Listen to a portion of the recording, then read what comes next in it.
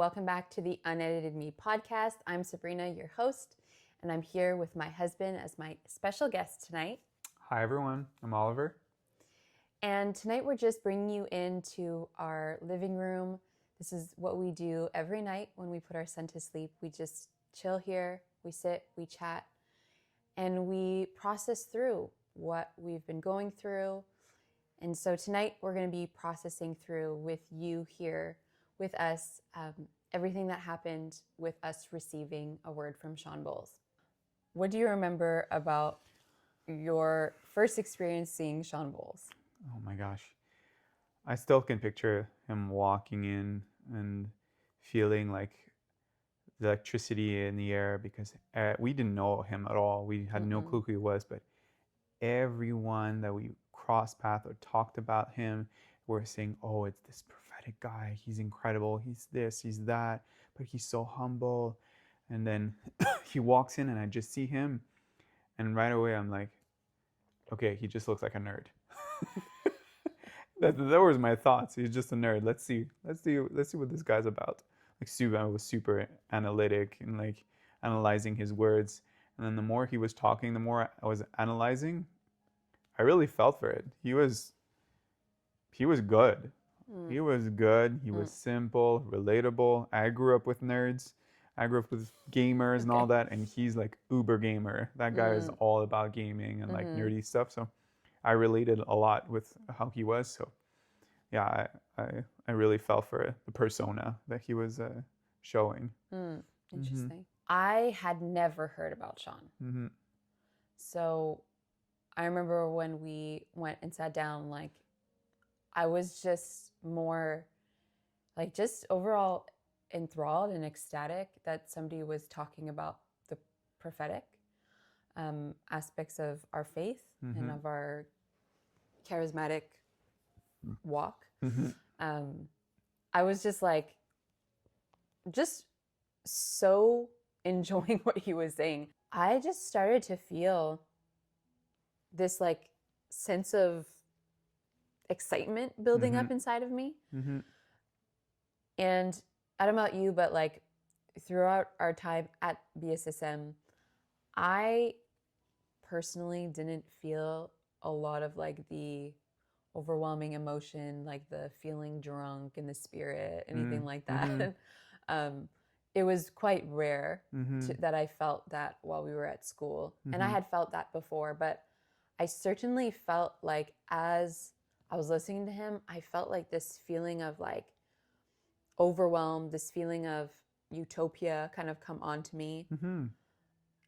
Did you feel that? I think I was definitely hooked by what he was saying. And I didn't feel like a high of emotion per se, but I had heard that he's very accurate with his words. So and that he ends with those words. So there was like an anticipation that was building up for sure. I remember turning to my friend next to me and I sensed that she was also like getting worked up too. And I was just like, are you feeling what I'm feeling? Like, I'm like really feeling something in the spirit. Like I'm feeling something. Now, of course, a lot of people now are like questioning, like, is that just emotion or is that like, what is that? What is that? Is that like just our own self that like drives that kind of experience, or is that like a actual spiritual experience? I would say that for myself, what I experienced whenever it was like feeling quote unquote drunk in the spirit or utopia or something like that, most of the time I wasn't trying to egg that onto myself. Like it just was what I was sensing and what was like kind of just felt like it was coming over me. That's what I can describe it. I haven't deconstructed that part of my faith. But that's just what I experienced. So I was experiencing that. For what I believe I was experiencing is this thing that it's basically you're being hypnotized.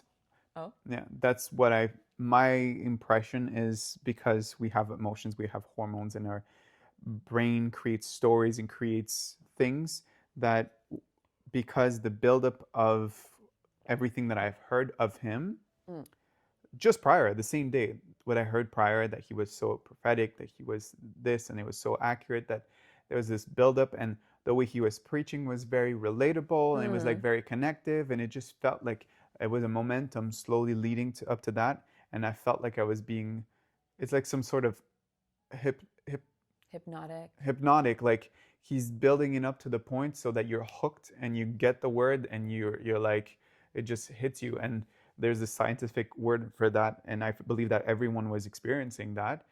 And maybe there was not, maybe I know that the spirit still was moving there, but I believe that emotionally, the dopamine rush and everything that was happening, the expectation, I believe that is the mass psychosis formation, is that your brain is hypnotized into believing that for sure the word is going to be accurate. So your emotions are rising, and then when the word is released, you're like, you're hooked, and everything else is false. Everything else is false because this is true, because your brain was brought into that place to receive a word. Interesting. Yeah. Would you say that that goes for like every word that people receive, or that it was just in that situation? I think looking back, I think that in this situation, the setup was perfect.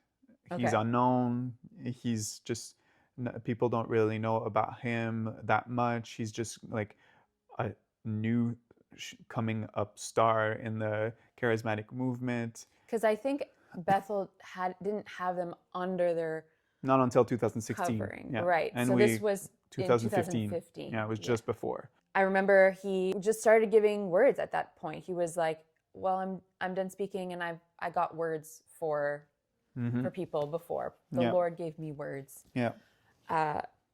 And that's kind of when things started to ramp up for me. I was starting to really feel like this, like, this spiritual, like, oh, something's happening. It's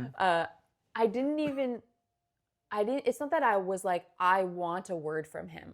That's not where I was at. Like, I was just like, just feeling this spiritual, like, overwhelm, wave after wave.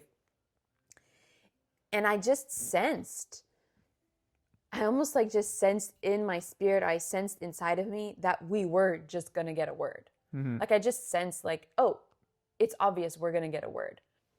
Maybe it is what you're talking about, like this mass psychosis. Formation. Like maybe it was that. But also I was just like, this is believable. This is credible. I am going to get a word. There we are. We're sitting in a crowd of 1,500 students, and two people get called before us, and then there's a silence. Takes a moment, looks down at his notes, and he says, "Is there a please, sir, can I have some more?" How's your brother works for you? Okay, we'll get to it afterwards, because I'm going to say with people who are here today.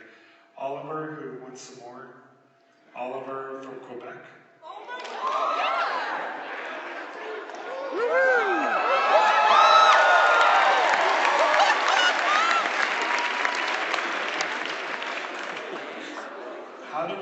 How did you ever land a woman like Tanya?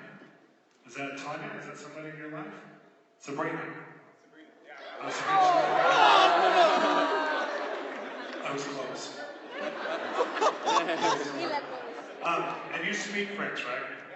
Yeah. So I saw you. I can't see you from here, but I saw you in a vision. You had like gauges in your ear. Do you have gauges in your ear? Okay. So Sabrina, I saw this Renaissance couple, and I saw it's the two of you, and I felt like the Lord said, it's no small thing that you're from Quebec. It's one of the capitals of creativity in the world. And I feel like the Lord's saying that He's put in you, Oliver, a more. He's put in you a more, but it's a more for creative people. And it's something that you two are going to touch is going to bring about a spring of living water for creativity. Not only for your own projects, but it's going to breathe into other people's projects. It's a bringing of a writing gift. And it's such an awesome writing gift. You can actually write in curriculum or creative stories. And I felt like, Sabrina, that God has put in you some coming-of-age stories, or some stories about identity that are novels. Or does this make sense? Is this registering with you? Yeah, it's just exciting. And so God's going to do this, and they're publishable, not not just small published, but the Lord's saying that these are stories that can be heard, seen, and monetized. So bless you from Quebec. How did that feel for you to get called out like that? Like I was the chosen one. Like it felt like God's eyes were on me. Like God was speaking. It's like attention. You're like attentive because he got things that no one should know, that no one should know about me. If they didn't have access to Facebook pictures or right, to pictures or to exactly any type of preconceived knowledge of who you are. Because we didn't know what he looked like before coming in. No. So why should he know what we look like before coming in? Exactly. We've never been to California before. We never went to LA where he lives. No. So yeah, so that was pretty. I felt like okay, whatever comes after, it's 100% the Lord. He's gonna be 100% accurate. Right. Yeah. But then what happens? How did you meet a girl named Tanya? And then he pauses and he says, "No, I mean Sabrina." And then you stand up. I mean, that was really odd. Yeah, at first I was like, oh, okay, he made a mistake because he didn't quite hear the Lord, and then he took a second. You tell yourself all these things. Like, no, it's not that. It's Sabrina. Yeah. It's almost as though like you're being tricked by your own mind that what's happening isn't really what's happening because you want it to be what you think it's supposed to be. So any type of like anything odd, you kind of just throw it out because you're like, oh, like he's just a human being. He got it wrong, but the Lord is speaking to him as he's talking or whatever. So obviously hindsight is 2020 on that one. And I don't know how I like missed it or I didn't even pay attention to that. But the date of, I posted a photo of our wedding day. With the watermark of our photographer whose name was Tanya. And your stretchers are directly like in the main page you see my stretchers, my plugs. Right. That's the thing is that those situations just are so engulfed in so much emotion. You're being chosen, the God is speaking to you, you know, all those different things. Like he had called people out before, so you get this anticipation. Yeah, and you feel special. You feel special because you're 1,500 people in the crowd, and the Lord chooses you to speak through his prophet. Wow, the Lord was seeing us, this young couple that left home to go to California to learn to be taught, to have a destiny and a future and a purpose, and he's calling us. And right away it just felt like, this is our destiny. This is the Lord is calling our destiny out. And this is the overarching prophetic word that's going to propulse our whole life. We left class. It was like break at that point. I remember as we were walking down, people were like, oh my gosh, you're Oliver with the gauges. Yeah. And we went outside and we like wanted to process through a little bit what we received. And people were coming up to us. As they were walking out of the civic auditorium, people were coming up and they were saying like, oh, you got the word. How do you feel? Oh my gosh, congratulations. That's so awesome. Isn't he so accurate? Isn't that so cool? Yeah. At that point, you're just like, yeah. I mean, I was also 19. Yeah. I didn't know much about like what it was like to receive a prophetic word from a prophet. That never happened to me before. I wasn't taught about, we weren't taught about that, about what to do with that. It was just more like receive it and may the Lord clarify it, essentially. Yeah. I don't even remember being taught about what to do if you receive a prophetic word. Did we get taught that? We didn't get taught that at Bethel, for what I remember, but I remember my parents teaching me about how to receive a prophetic word, to write it down, and then to pray about it and discern it, and then see if it gets fulfilled. But then there's always this thing that my mom would always tell me, it's like, if you don't pray about it and you don't do action about it, then it will never get realized. The prophetic word is just aligning you towards that. So it's like, oh, okay. So the word that he gave me, I need to discern it, all that. But in the end, we have to pray about it and pursue it. We got to pursue it because, and plus, what is there to discern when you have this whole backing of the biggest charismatic movement, the leader that are in authority, that are bringing this guy to the supernatural, BSSM, Supernatural School of Ministry, and you are supposed to trust their leadership that they've vetted everyone. So you're like, okay, then let's run with it. Let's run with it. Lord, you said that, then I'm going to pursue it because I want it to happen. Right. Yeah. That's how it felt to me, at least, as well. I would say that that was accurate to how I experienced the receiving of the word. And the environment didn't promote like pastoral care as far as when it came to like a prophetic word. Our pastor didn't reach out to us saying, hey, like, you got this word from Shawn. It would be good for us to look into it together to see about where what you feel like the Lord is speaking in it, or let's open the word and look at like, how does this relate to the word? None of that. Even Shawn Bolz, he didn't do that publicly. He prophesied publicly and then seek to see if it was accurate publicly. Just said his word, moved on to the other person. His words of knowledge were like his accountability partner because they were so accurate. I mean, well, again, hindsight is 2020. Exactly. He was lying. Right. Not to mention, we were supposed to, and we did go to Shawn's church on our ministry trip, which had been confirmed a month prior to Shawn giving us our word. So I don't know if he got any details about that on the back end either. But it was quite interesting, the fact that we were going to go to LA to his church like a month after his prophecy. It felt even more confirming. Right. It was just like the Lord knew. Yeah, he planned it all out. Right. Yeah. Right. I pray to God that that's what happened, Evidence that has been showed now tells us otherwise. Now we go back home. Yeah. And what do? You go back home from Bethel. What do you do with a big, significant word like that? 20 grand in debt. Yeah. Me trying to figure out work, what it looks like. Right.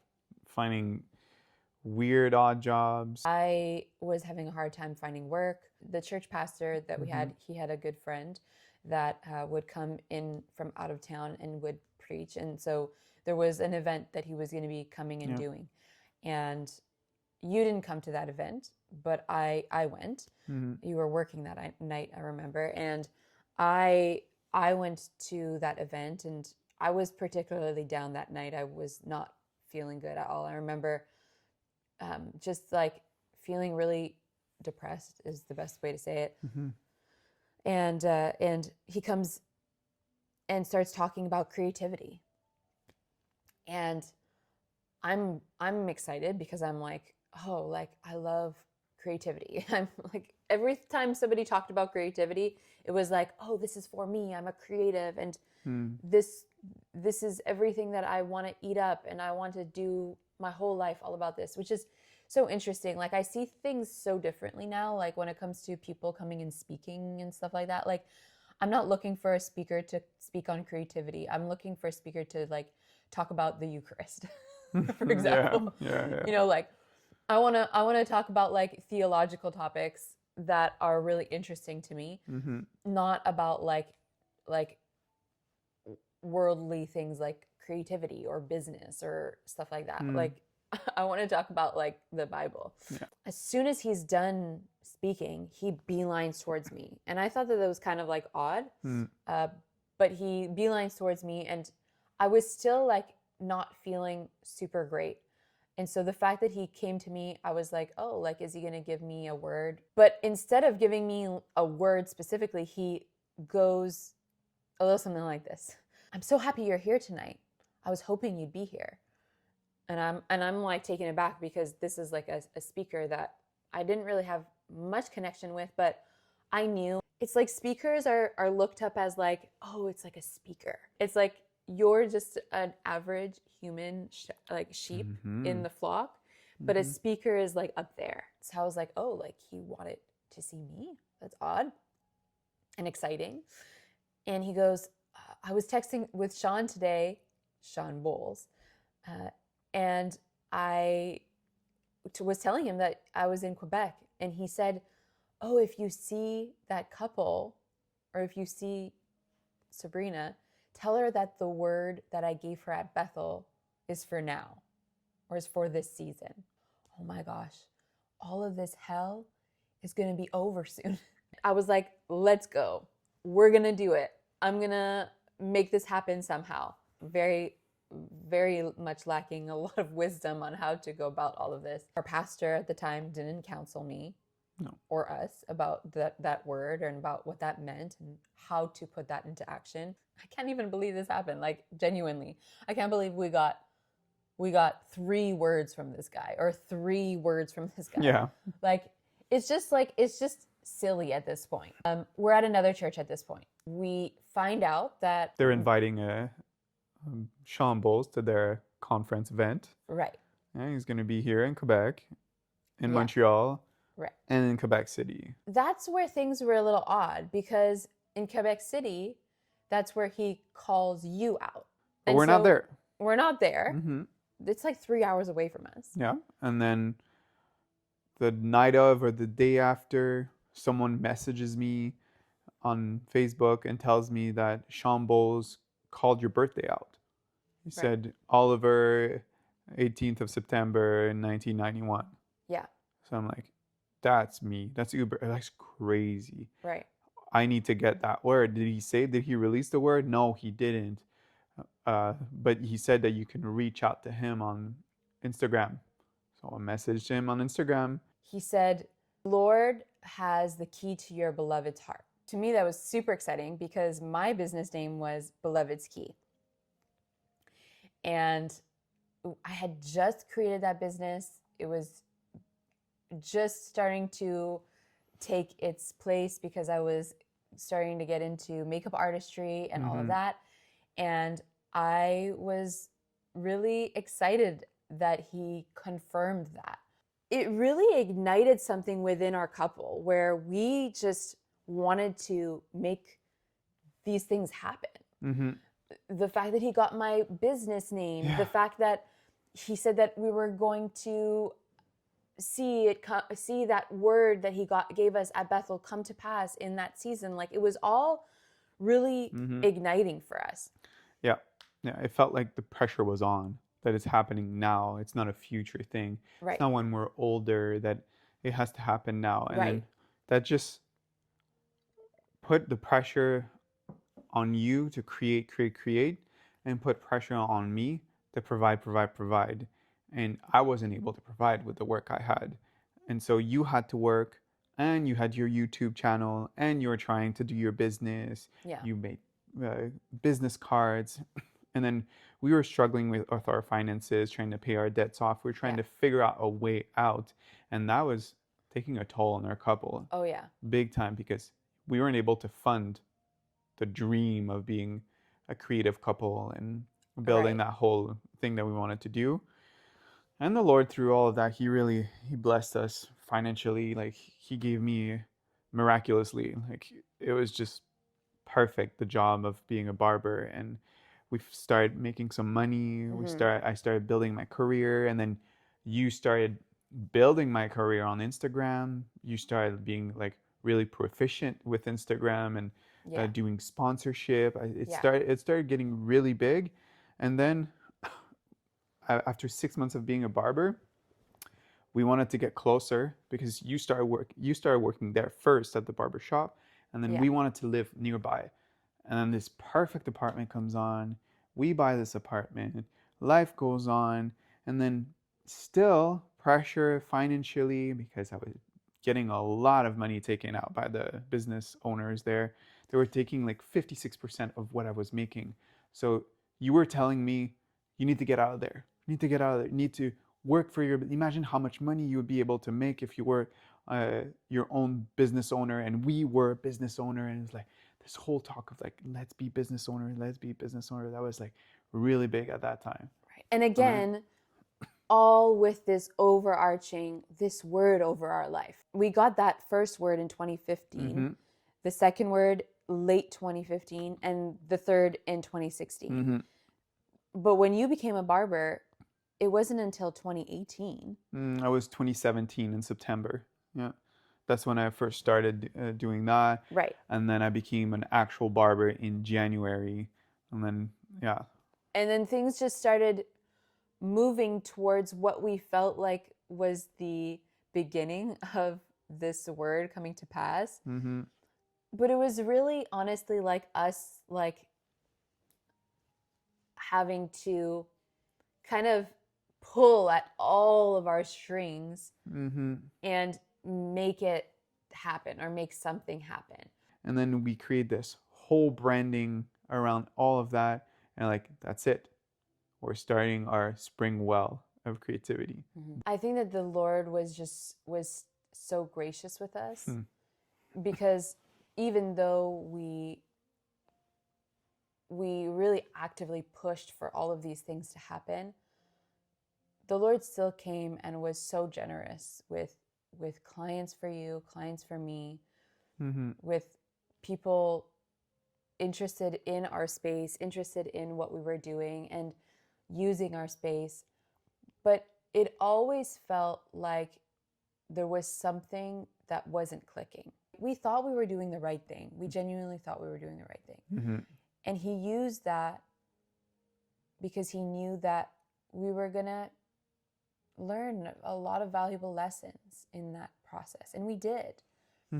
And he 100% blessed us. Oh, big time. We saw so many different situations where so much joy, so much excitement, so much love, so many things came out of our studio space, things that like would never have happened if we hadn't had that space. And connections and just opportunities that would have never flourished. And that really was the Lord. And I truly do see that the Lord was in that. Were we misguided in many ways? Absolutely. Were we not led and shepherded in many ways? Absolutely. And that isn't what the Lord wants for us now moving forward. It wasn't the will of the Lord. And we're recognizing that now, and we're facing a lot of that now. If anybody has gotten a word from Shawn, to have these moments with yourself, with your partner, or with your community where you get to like speak about how it felt and go through all of the emotions of like, this is how it felt, and this is what receiving the word was like, and process it out about what your life has looked like since you got this word. Are you bearing fruit? Right. Is the word showing fruit in your life? Right. It's so important to process it out. I'm so glad we had this time to process it out some more together. I feel like I learned more about your side of thinking, and I look forward to diving deeper of like what we're currently processing versus what we experienced and how we got our words to begin with. So everyone, thank you for watching, and thank you. Please look out for part 2, which will be coming out soon. Bye, everyone. See you.